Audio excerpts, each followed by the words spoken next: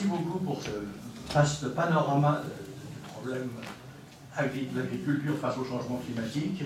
Donc maintenant la parole est à la salle pour les questions. Oui, Jean-Pierre.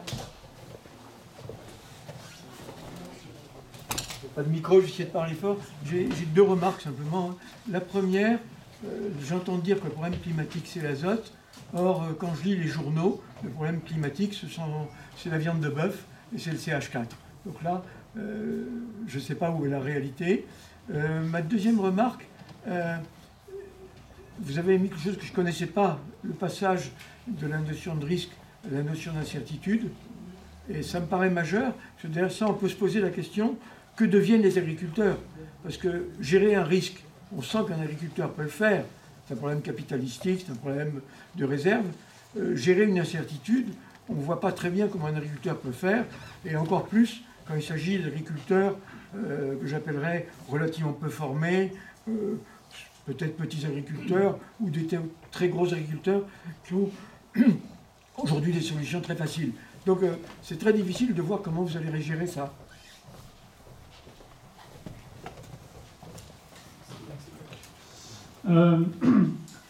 Effectivement, on entend beaucoup dans la presse. L'élément central qui vient de l'agriculture et de l'alimentation, c'est le méthane des animaux. Le méthane, c'est quand même pas une paille, hein, c'est 30%. Donc il a un rôle, mais c'est beaucoup plus facile d'expliquer aux gens que si une fois que vous avez enlevé tous les ruminants, vous avez enlevé tout le méthane, ou une grande partie, parce qu'expliquer ce qu'est le protoxyde d'azote, c'est compliqué, et c'est en particulier lié au fait que le protoxyde d'azote, en fait, il y en a très peu qui est émis, mais c'est un pouvoir de réchauffement global qui est considérable. 300 fois celui du CO2. Alors, sans doute parce aussi le monde des productions végétales a réussi à faire le dos rond et à ne pas avoir la tête qui dépasse au moment où la rafale de Kalachnikov est passée.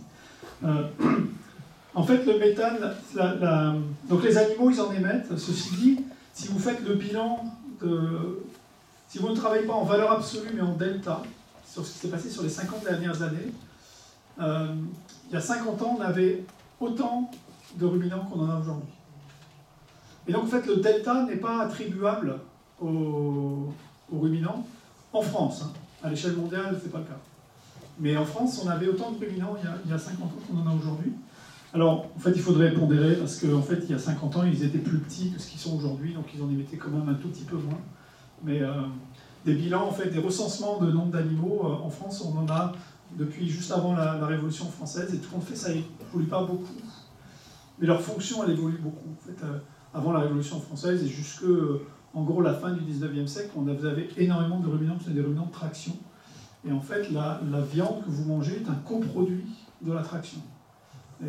C'est comme, en fait, l'alimentation en viande de Paris, par exemple, qui était assurée par les prés d'embauche. Donc c'était des animaux qui avaient fait de la traction toute leur vie, qui venaient, on leur remettait 100 kg de viande sur le dos, puis ils étaient abattus. Quoi. Donc c'était en fait un coproduit.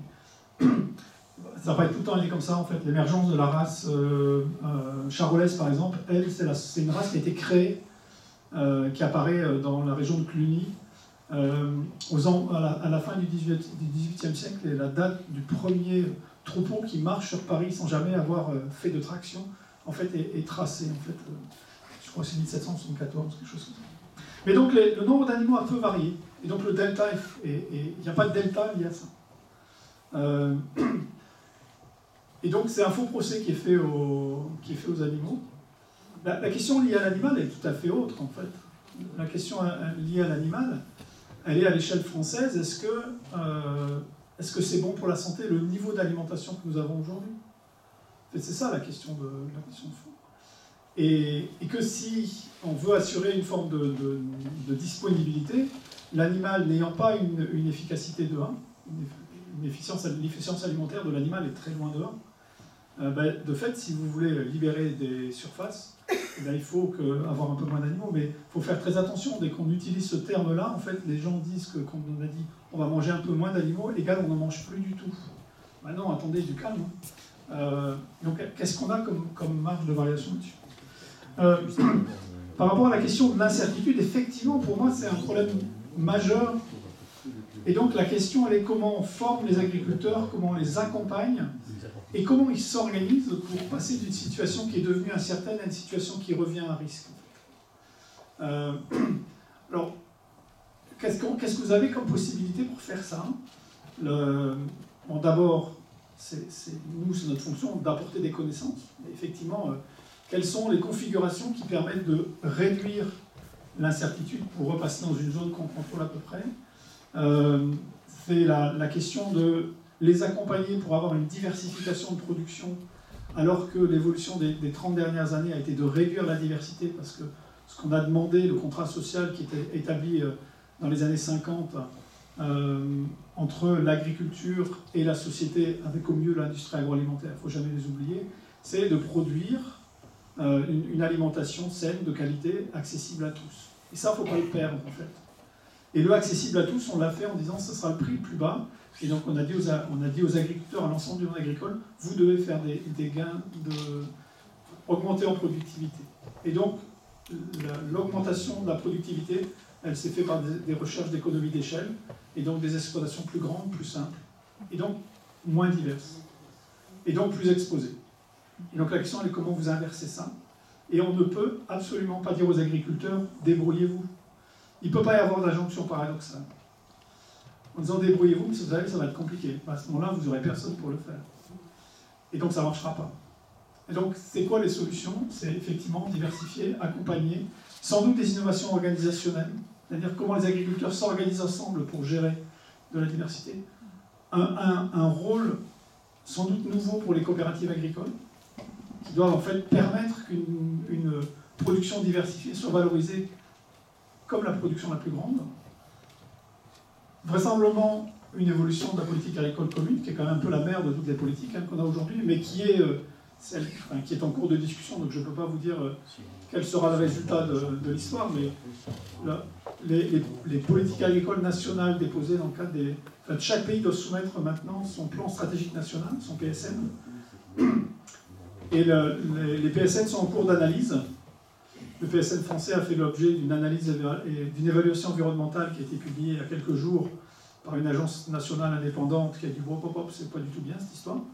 Et bon, pour le moment c'est en négociation à Bruxelles et ça va être une négociation à trois, comme le disait Eric tout à l'heure, en fait, entre la Commission, le Parlement et les États.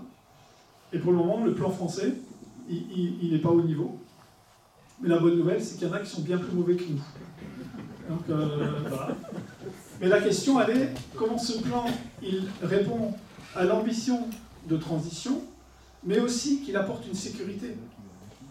Et donc voilà, c'est tout ça pour dire que les agriculteurs, ils ne sont pas tout seuls. Il ne faut pas faire de caricature en disant qu'ils sont petits et donc ils n'ont pas de chance d'y arriver.